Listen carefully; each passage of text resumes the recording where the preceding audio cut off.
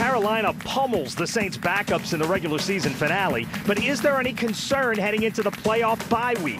And quarterback Teddy Bridgewater had both highs and lows in his first start in 3 years. Plus, college football's national championship matchup is a familiar one. And how will LSU fare in the Fiesta Bowl? And the struggling Pelicans expect to get their point guard back soon.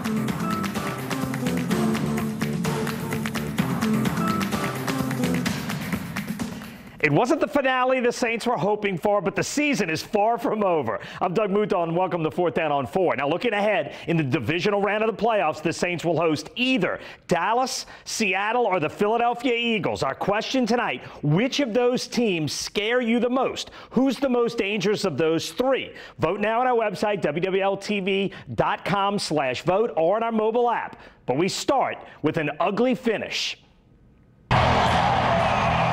In a game with no playoff implications, the Saints played like it didn't matter. From the get-go, it was obvious, and so you take that personally as a coach, and it's disappointing. It's a tough mindset going into a game that it doesn't have a bearing on the season, but at the end of the day, we're playing good defense. I mean, they came to play, and we need to be able to match that. Max Unger was the only offensive line starter to play the whole game. Andres Pete started, but left with a hand injury, leaving a makeshift offensive line. The Saints' offense produced 0 points on their first 6 possessions over 2.5 quarters. It's a steep learning curve for guys that we've just brought in and expect to play. But at the end of the day, for the guys that have been around, I mean, it's our stuff, and we need to be able to execute it better, regardless of who's in there. We can spin it any way we want to. We didn't play well. A lot of fans know this game don't really count, but we as players, we can't see it like that. We can't turn it off and turn it on any time. When you're playing this game, you got to be 100% all the time. And the Saints weren't in any phase. The defense struggled to stop Kyle Allen and the Panthers' offense. On their first 4 drives, Carolina scored 3 touchdowns and a field goal. We didn't get any pressure on the quarterback. We didn't tackle well. Holding the receivers. I'm overly irritated about not being able to capitalize on our situation at hand. We had opportunities to, again, be 14-2.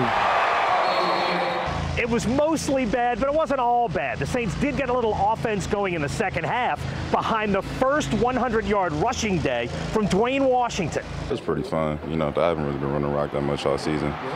Just giving looks during practice, so it was pretty fun to go out there and get my first 100, Washington was terrific in the second half with 108 yards on 11 carries. And it took most of the game to get it for him, but Mike Thomas caught passes for 29 yards, enough to break Joe Horn's single-season Saints record. But even that was hard to enjoy. He's got so many other more significant, things that are going to happen in his career, and yet he's a fantastic player for us. And it was good to see him, get a milestone like that, and yet for him, it's always about winning. We're a good team, and we don't like to lose, so losing kind of eliminates the fun. And Thomas said maybe losing like this before the Saints begin playoff preps could be a nice wake-up call. Depends on how guys carry that chip. Either way, I'm going to be overly eager to get back to practice. Now it's single elimination, win or go home, so we don't want to go home. But it's kind of, I guess it's kind of good to have that taste in your mouth before and then just get back on track. For now, the Saints don't know who they'll play in 2 weeks, but they do know which day. They drew the late game Sunday. It's a 3:40 kickoff. The road to the Super Bowl will come through New Orleans, and the slate is now wiped clean. 2 wins in the Superdome, and the Saints head to Atlanta. Something doesn't feel right about watching a Saints game without Drew Brees in it. Now, the MVP race between Brees and Kansas City's Patrick Mahomes is really a toss-up at this point. From a statistical standpoint, these are the fewest yards Drew Brees has ever thrown for in a season as a Saint. It's not a bad thing. It means they've run the ball very effectively at times. This number is the best of his career. 115.7, that's his passer rating. That's a cumulative rating. It takes into account multiple multiple categories, it is the best in the NFL this season. And this number just happens to be the best in the history of the NFL. No quarterback has ever completed 74% of their passes across an entire season. And check this out. The best 5 seasons in NFL history for completion percentage, and Drew Brees just happens to have 4 of them. Now, Teddy Bridgewater completed 63% of his passes Sunday, which isn't bad, but the Saints offense was not good. Andrew Doak reports on Bridgewater's day. Teddy Bridgewater threw his first touchdown pass on Sunday since Week 16 of the 2015 season, that is. That season, Bridgewater helped lead the Vikings to the playoffs. After a career-threatening knee injury in 2016, this year he was merely the backup quarterback who remained so incognito that he was able to walk to the stadium today, bumping Biggie Smalls. You know, it's just something about that song when it first starts. It was all a dream. It's not often you get to wake up and remember and live that dream twice. Bridgewater's play today was a free agent showcase of sorts. The former Louisville quarterback will hit the open market this offseason. Plenty of NFL teams in need of a quarterback will be interested. And depending on what Drew Brees and the Saints decide to do next season, the Black and Gold could be one of those teams contending for Bridgewater's services. How attracted will they be, though? That now becomes the multi-million-dollar question. In his first meaningful time behind center in more than 3 years, Bridgewater looked like a project that was still under construction. He finished passing for a $118, 1 touchdown, and 1 interception into coverage he'd like to use a mulligan for. I thought he did a good job. I thought the 1 interception was a play he'd like to have back, but he did a good job. Judging Bridgewater's performance today and what it means for his future with the Saints has a lot of layers. Keep in context, 2 of the offensive linemen protecting him weren't even on an NFL team earlier this week. He made some good throws, and he also made some bad throws. But most important to Teddy was just getting back in the rhythm of playing football again. That was my biggest goal today. Having good energy, good tempo in and out of the huddle, just getting back into the rhythm. Calling plays, you know, looking those guys in the eyes and instilling that confidence. Great throw, great concentration. The Saints have 3 options upcoming for Bridgewater. 1, in a perfect world, the Saints win the Super Bowl. Drew Brees retires, and number 5 becomes the future. 2, Brees wants to play 1 more year, and the Saints most likely have to convince Bridgewater to take a hometown discount. Or 3, Bridgewater walks this offseason, and the Saints gave up a 3rd and a 6th round pick in the 2019 NFL Draft, all for an insurance policy. But if the Saints win the Super Bowl, that will likely all be forgotten, like it was all a dream. From the Superdome, Andrew Doak, 4th Down on 4. All right, thanks, Andrew. Joined by Nick Underhill, who, of course, covers the Saints for our partners at The Advocate. Look, the Saints are going to have to make a decision on Teddy Bridgewater. This is the 1 regular season game on tape. What did you think? Well, I don't know how much stock you put into it to begin with, because there's 2 guys on the offensive line that weren't in the NFL a week ago. So, you know, getting some pressure and all those things. He wasn't in a situation like Drew Brees. He isn't behind this amazing offensive line. So I think that you got to put that in context. The thing that was bad for me is that I thought the first half he handled that pressure pretty well. He escaped the pocket when he should have. He extended some plays. Second half, he started to see some ghosts. He was getting rattled, hurrying himself when there wasn't pressure there. Then I thought he got back into a groove, and then he throws an interception into triple coverage. So I don't think it was the game that Teddy's been dreaming of for 3 seasons, to come out here, finally get the opportunity to start. At the same time, it probably wasn't as bad as it looked live. You know, when you take a step back and look at it, I think some of the hard edges are going to soften, but definitely wasn't the game where you go, oh my God, this guy's, you know, the hidden gem in the NFL. Teams are going to line up for him. You know, relative to his preseason, I thought it was a little bit of a step back. His preseason was solid. Poise was such a big thing there. He handled pressure so well, and today it just didn't happen like that for him. Sean Payton was visibly upset in the postgame afterwards, but look, this was a game that was so lacking of emotion from the players, from the crowd, from everything. It is really hard to give any kind of a negative evaluation in a game like this, right? Yeah, the most emotion we saw today was Sean at the podium, I think. He was really upset. He was not happy with the way they played. I walk away from this going, so what? You know, some of the starters on offense were out there at the skill positions, but again, the line wasn't there, so who cares about that? Defensively, yeah, they didn't play good. It was all the starters, but it's tough to get up for a game like this against a backup quarterback. You already have the thing clinched. It's a little bit hard to manufacture that emotion you need to have a successful game. I think they'll be fine once the playoffs start. Mike Thomas said maybe you can use the motivation of playing poorly, have a little chip on your shoulder. Maybe you use that in some kind of positive way as you get back to work. Any truth to that, maybe? Yeah, I mean, I think coaches love to have something to beat on a team with, especially when it doesn't matter. You know, a bad win is probably a coach's best friend. A loss when it doesn't matter at all is something Sean's going to drill them on, and it's a way to get them refocused, I guess. But you would have liked to see him going a little bit sharper. But again, I really just don't think this game matters at all. I think everybody we were all checked out before it even started. It was just come out here, see what Teddy does. Hope nobody gets hurt. Andrew Speed and Marshawn Lattimore both disappeared during the game. So, I mean, that's the biggest thing that I think you got to worry about. The performance, who cares? Yeah, no, I would agree completely. Now, look, you head into the playoffs. You're the #1 seed in the NFC. Grade this team's chances. You got a great shot to get to Atlanta, right? Yeah, I think they're the team to beat for sure. You know, the only teams that would worry me are teams with a lot of weapons. You know, I think if the Saints have an Achilles heel, it's those explosive plays, things down the field, you know, broken coverages, which Pittsburgh kind of exposed last week. So those are the teams I would worry about. But I think that, you know, even Dallas, anyone, I think that they beat anyone probably pretty easily back in the Dome. Yeah, I would agree with you. Nick Underhill, terrific job as always. We're back with more 4th Down on 4 in a minute. Coming up, it'll be Alabama and Clemson once again in the national championship game as the teams meet for the 4th time in the college football playoff. Plus, will LSU or UCF win Tuesday's Fiesta Bowl? We'll get some insight from the desert. And later, the struggling Pelicans say they need to string some wins together quickly.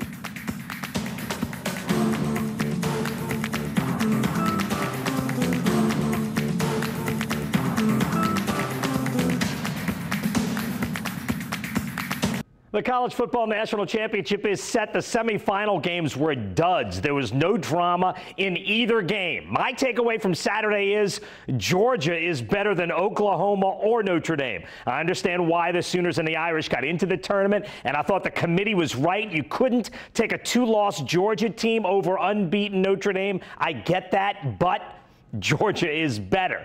And once again, Alabama and Clemson were head and shoulders above everyone else in college football.